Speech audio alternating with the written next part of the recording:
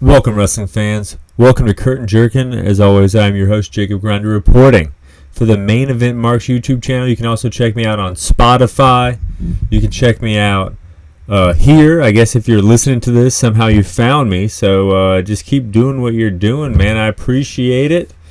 I know I'm behind on Noah, guys. I'm just going to say that right now. We're going to be talking about WWE, AEW. I'm behind on Noah. I'll just admit that right now. But next episode, I do this when we're going to talk about Raw, we're going to talk about Forbidden Door, and we're going to be talking about Noah. I love Noah, but I mean, with all this stuff going on in the States, it gets kind of pushed to the side a little bit. But what doesn't get pushed to the side, what doesn't get smacked around is Smackdown. Big story, Usos promo. We are about to fight our family. Us is a quote that I think Jey Uso said. I mean, that's why we're tuning in, man. Like, you kind of just hit the nail on the head. I mean, sometimes you got to say the obvious shit, but yeah, that's why we're all tuning in, because you guys are about to fight your fucking family. They said Roman Reigns disrespected them, and Heyman is driving a wedge between their family, which is true. All these things are true. Later on that night, Solo versus Sheamus. Apparently, all these matches weren't supposed to happen. Shotzi and Bayley got scrapped, and Solo wasn't supposed to wrestle Sheamus. It doesn't look like there was any travel issues, but I mean, it does maybe look like Vince McMahon is kind of putting his hands on everything, touching everything again, because that was what happened the last time you heard about just matches getting scrapped and things like that. I don't know why they would scrap a Shotzi versus Bayley. It kind of makes sense. They're all in the Money in the Bank, and you know, Sheamus versus Solo is kind of an out there match, even though it was a good match. Solo puts Sheamus through the barricade. Ref calls the bell. You know, saw a little action there, but Usos come out and stop. I guess Solo from attacking Sheamus. The crowd is on their feet here, and they super kick Solo. I'm sorry, guys. I watched so much wrestling in the past few hours that I really don't even remember this happening. It seems cool. I remember Sheamus and Solo, but I don't really remember this, crazily enough. But they are looking real strong here right now. So I'm thinking that Roman and Solo will win Money in the Bank, because there's no way the Usos are just going to continuously look strong on TV and then win at the pay-per-view. That's not how they book it in WWE. Baszler and Ronda versus Fire and Dawn. Champs versus champs. The NXT champs are pretty good. I enjoy watching these guys. I don't watch a lot of NXT, so I have not seen much of these ladies, but I think they're the best call-up so far on SmackDown. I think they beat Pretty Deadly at this point, and I think they beat Grayson Waller at this point. I know Grayson Waller was great in NXT, but this talk show thing ain't doing nothing for me, man. Lace up your fucking boots, bro. We need you to wrestle. There's a lot of guys that are good on the mic on SmackDown. You got Roman Reigns, you got LA Knight, you got Cameron Grimes. So here you are only talking on the mic. I mean, nah, get real. But I love the idea of the champs, combining titles here, and Ronda and Baszler, they won the match here. So theoretically, Ronda and Baszler could go to NXT, which would be the first time Ronda went to NXT, so that would be kind of special. Baszler going back to NXT, so that would be kind of special. This tag team does a lot for these ladies that singles runs did not do. Raquel Gonzalez at ringside. She kind of gets bullied a little bit by the tag champs, and then she comes out of the ring and says, like, we're going to beat you, or whatever. And then they're like, who's we? And the we is Liv Morgan. Liv Morgan returned. She's back. The prodigal e-girl has returned to SmackDown. I'm not really a fan of any of these women, but I think that this is the best way you can do it. I was a fan of Liv Morgan and Ronda's match at SummerSlam last year. Here we are going back into SummerSlam. I can see Raquel and Liv Morgan taking the titles from these ladies at SummerSlam. We had Rey and LA Knight. Apparently that match wasn't supposed to happen. No piped in crowd response needed for this match. You got LA Knight beating the Legend, and then goes for the mask here. Escobar has seen enough. He's like, what the fuck, man? That's assault, brother. Stop touching my man's mask. I'll see you at Money in the Bank. I'm paraphrasing here, but he chased him off, kept him at bay from the legend. Lacey Evans takes a break from showing off her cleavage on social media to wrestle Charlotte Flair. Charlotte wins with the figure 8. Asuka attacks Charlotte after the match and dances around with her title, looking like a champ. She looks sharp, but also looks ridiculous, which is something that I think WWE is nailing right now. If you look at all their stars, they don't look like what you would necessarily wear out in public, but if someone did wear that out in public, they would be successful to some degree because they would have to afford that, and they would also look kind of sharp. They would look good. They're not all over the place. They ain't running out in sweatpants. Belair talks to Adam Pearce. She's not happy with him. Pretty Deadly on the Waller effect. They're bragging about winning the gauntlet match, even though they only rolled up one team. Street Profits had heard enough. They come out there, and then we get Pretty versus the Profits. They get the male brawl. They rip it off, and they put it on. This was kind of funny. Stereo Sentence with the male brawl on. Over the top rope. 360 Stinger Splash. Always sick.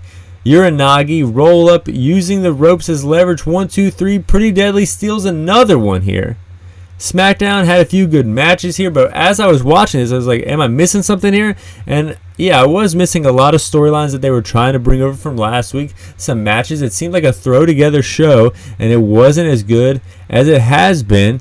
And, my buddy was telling me this at work today, and I was like, okay, well, last time this happened, it was either travel issues or Vince was touching the product. And, I don't think there was any travel issues or I had heard about it. So I think Vince had his hands all over this product, which is interesting because they're about to go to a pay-per-view, man. And I do not want him to mess up this pay-per-view. It was a great build. Ratings are going up. People are buying tickets. Stay the fuck away, Vince. But Vince will stay away from AEW, which is what we're about to talk about. We're going to talk about Rampage. We're going to talk about Collision. And then we're going to rank every single match from worst to first from Rampage and Collision. Rampage thoughts. The only really thing that happened that wasn't wrestling was that Adam Cole comes out, gets interrupted by MJF, and attacked by Tom Lawler as MJF is announcing the match that he booked for Adam Cole. Tom Lawler versus Adam Cole at Forbidden Door. It was cool to see Royce Isaac, who also participated in the attack. I love Royce Isaac. I think Royce Isaac I like better than Tom Lawler. I'll say that. I like the Lackey better than the Star. But I think this match is going to be pretty good. Tom Lawler, he's got UFC fame. He's got New Japan fame. But I would say this is probably the biggest match of his career in Toronto as a pro wrestler, wrestling Adam Cole. Going into Collision, though, a lot more thoughts here. Promos off the top from both teams in the 8-man tag in the main event. I liked it. Get those Rush Hour 2 eyes to continue watching AEW because you flash the Star right then and there, right at the top. And then you got Tony Schiavone bringing out Sting, but it's not Sting, it's Jericho. So you already are watching Rush Hour 2. You see CM Punk, and within 2 minutes, you know that Sting and Jericho are wrestling too. So hopefully they stuck around a bit. Hopefully they cross that 816,000 mark. Maybe they get 817,000 this week. I doubt it. I think they're gonna be, I'm gonna say it in the 700s this week. 700,000s, that is, for the ratings at Collision. I know that Dynamite numbers went down, unfortunately. Rampage numbers went down. And, this is the second week, not the first week, not the debut week of this new show. So that usually means the numbers are going to go down a bit.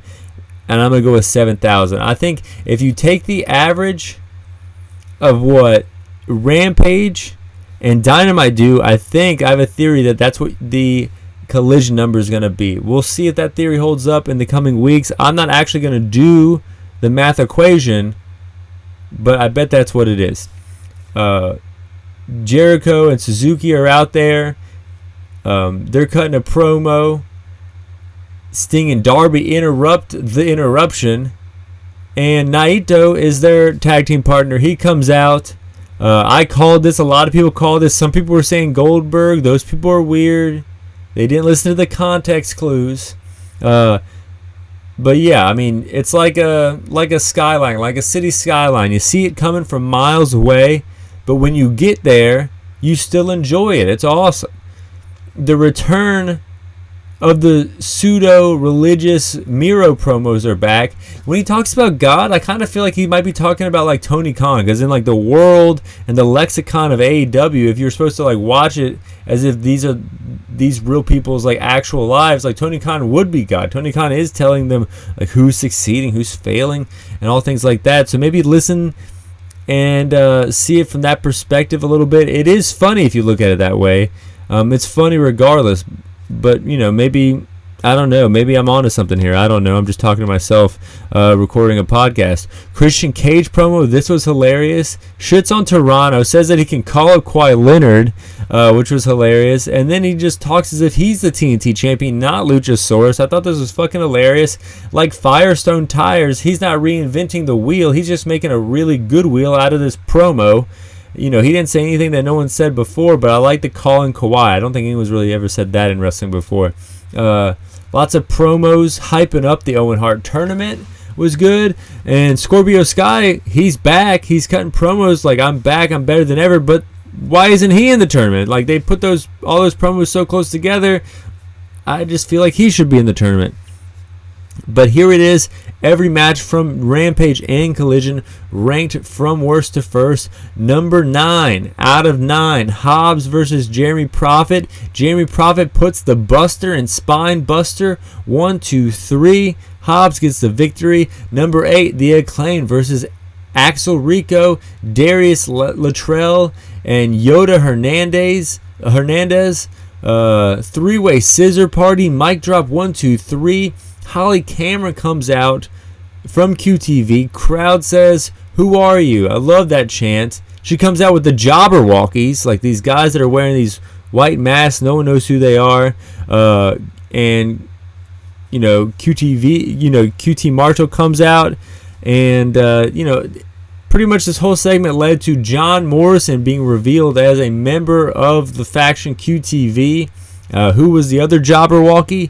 We don't know. Number 7, Willow Nightingale and Nyla Rose. Thought that this match would be good. It was okay. Snug chops. Nyla getting control on the outside. Willow slips out of the powerbomb. Hits the pounce.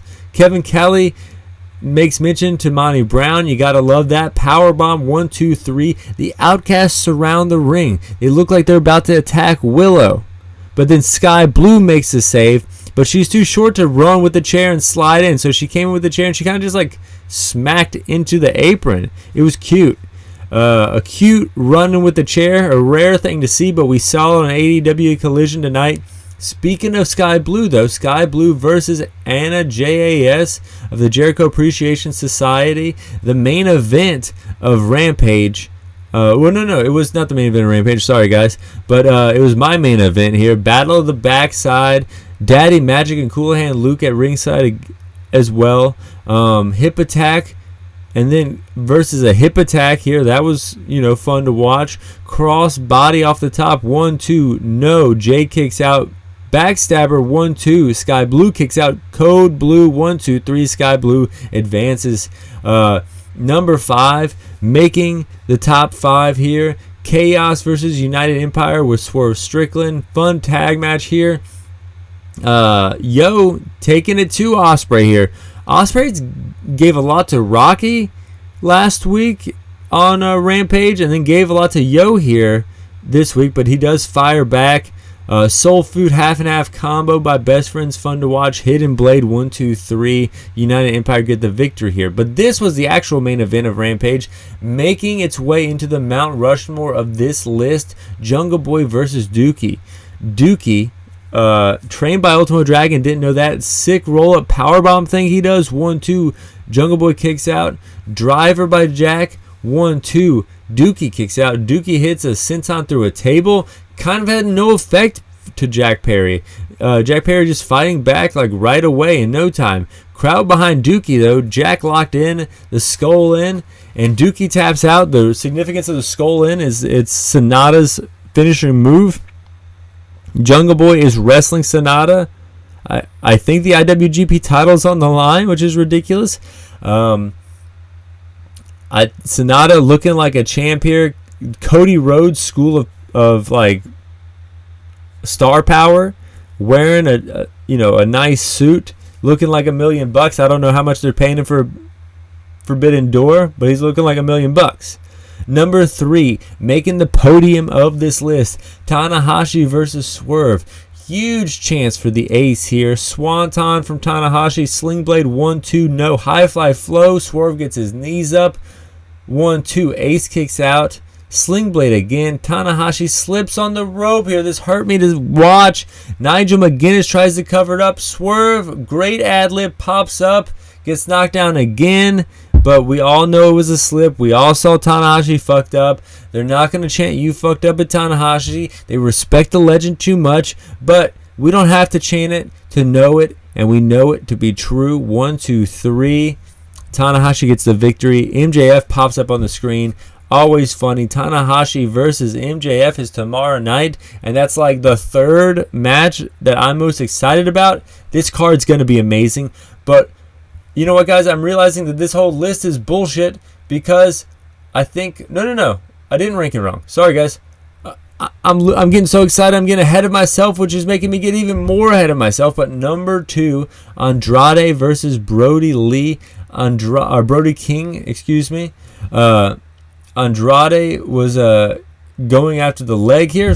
Wise move. Andrade with a moonsault. Gets him back in the ring. Only a 1 count for the pin. Huge chop from Brody King, sending Andrade to the floor. Goes after him. Andrade goes after the leg again with 2 dragon screws. Snug matchup here. Death Valley driver into the buckle. Goes for the figure 4, but Julia Hart distracts him by holding up his mask. What the fuck are you doing with someone else's property, Julia? But then he goes back for the figure 8 this time. Buddy Matthews runs in and attacks him. They both attack Andrade. Malachi Black pops up on the screen. Fades to black. Creepy people win this time. But I think we're going to get Andrade versus Malachi Black, which is pretty interesting. They both left WWE around the same time. They were both hot free agents when you were able to do crowds again. It's almost like a forgotten thing, but like in 2021, they had this show in Miami. It was the first show in a while that was outside of Jacksonville, and Andrade and Malachi Black both had presence on that show. And I remember thinking, like, this is awesome. AEW is getting huge. Little did we know CM Punk and Bryan, all these people were going to come, but at that moment, Andrade and Malachi Black were seen as big stars in AEW, and I feel like that might have been like the last moment that some of these guys were considered big stars. Cody was doing great work with Malachi Black. I remember Malachi Black had the black suit, Cody had the white suit, and they would just brawl everywhere. I remember Cody Rhodes wrestled Andrade, and they did the fire table spot. But now that Cody's gone, it kind of seems like they were treading water, if not going downhill. And now that Collision is back, I feel like they're both now kind of going back up again to where they were that first time that, we were able to have crowds again, and they were in Miami. But all of that wasn't the number 1 match from Rampage or Collision. The number 1 match was Bullet Club Gold and the Guns versus Starks and CMFTR. If Tanahashi didn't slip, if Matthews didn't interfere, this match could have easily fallen to number 3. But the spectacle of Punk coming together just made this the big fight feel that brought it to the top. Mixed reaction leaning to negative reaction, so completely different from Chicago in Toronto here.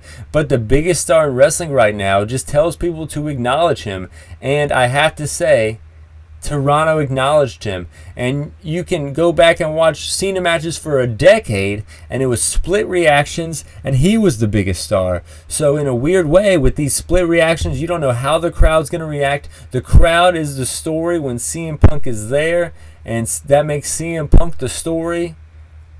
In a way, kind of solidifies him as the biggest star in AEW. Before, when he was coming out just getting cheers, and then you'd have, Jericho's music hit and everyone would sing along, and then you'd have the Elite come out and everyone cheered. But now you have this, like, what's going to happen? Everyone has an opinion. Everyone cares. Everyone is reacting, and all you want to do in wrestling is have people react. Juice in trunks again. Just, a little side note, CM Punk chants, Jay and Punk, this intrigues me. Dax hitting a picture-perfect superplex to Juice. Punk in trouble here. Starks with the hot tag. That was good to see. People kind of popped for that. Juice goes for the GTS at one point. Cash Wheeler hits the ropes like a bat out of hell and goes flying for the biggest dive of the night and the biggest dive of his career. This was crazy to watch. Uranagi City from Jay White. Blade Runner 1, 2, 3 pinning Starks. Bullet Club Gold and the Guns get the victory here. And at that moment, for some reason, I realized that Colton Gunn is the best wrestler to only wrestle exclusively for AEW, beating Hook and Jade, and I think he's the better Gunn. Notice that they let him talk more in the opening promo. I think he's a better promo than Austin. Austin has this interesting, like, spastic charisma. I don't mind seeing him on my screen, but I also think that Colton is better than Austin. Let me know in the comments below what you think. What ass boy is the better ass boy? I'm excited for Forbidden Door. I'm probably going to do a Forbidden Door review with my Raw review. If you guys were wondering, that comes along with my Noah review. So you know there's too much wrestling to watch when you got to just organize it and funnel it in and do like 3 or 4 podcasts a week. But that's why I love it. Fly high. I'm out.